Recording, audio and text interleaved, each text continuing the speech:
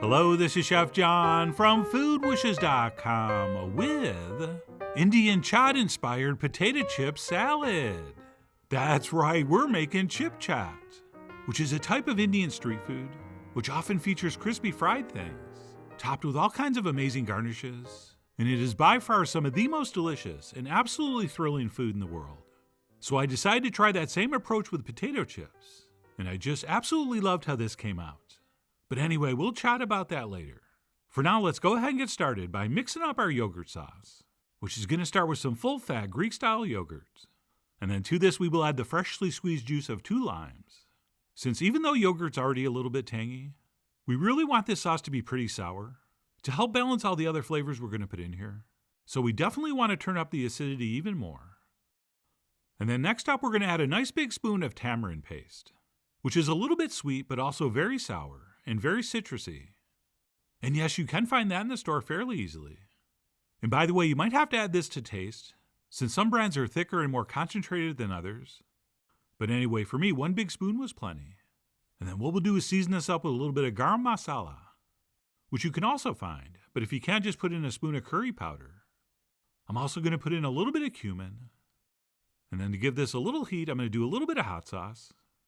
Okay, I use sriracha, but you put the hot sauce of your choice. And then last but not least, we'll add a little touch of sugar, just for a little extra sweetness to help balance out those other flavors. And that's it. We'll take a whisk and give this a good mix. And while I do that, let me explain. This is definitely not real chaat. And as I said in the intro, this is just inspired by chaat.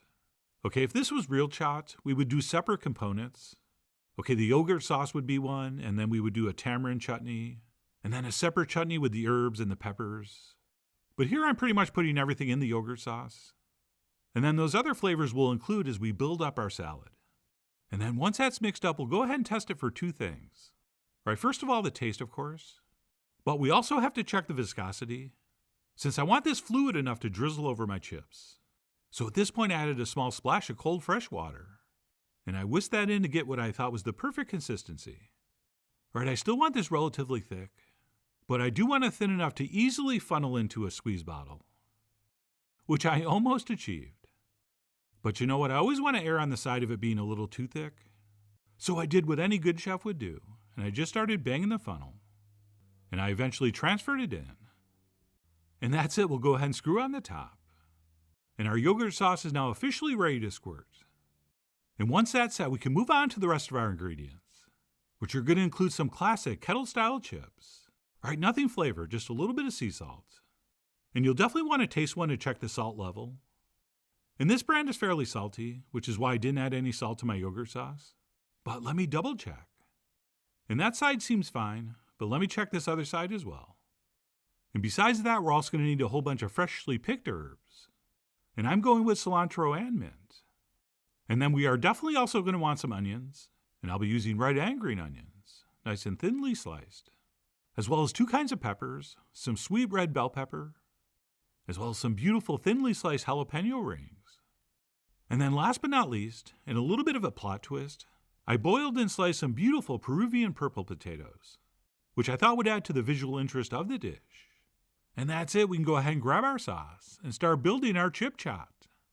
And what we'll do first is lay down a base of potato chips, or just a small handful, which we will arrange in sort of a single layer. And then once that's set, we'll go ahead and drizzle that with our yogurt sauce.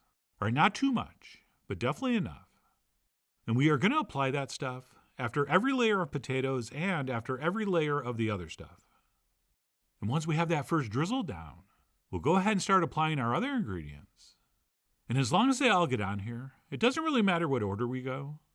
And as you'll probably notice, I think I switch up the order a couple times during this process.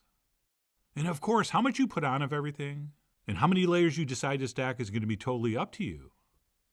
I mean, you are, after all, the Batman of your chat man. But regardless of how much or how many, we always want to do a nice drizzle of our yogurt sauce between each layer. And yes, I tried this with a few different types of chips, including crinkle cut, which did work out pretty well. But my favorite texture was produced by the relatively thin classic kettle chip. And I know they make potato chips in 1,000 different flavors, including, if I'm not mistaken, Indian curry. But for me, I'd rather have a neutral flavor chip.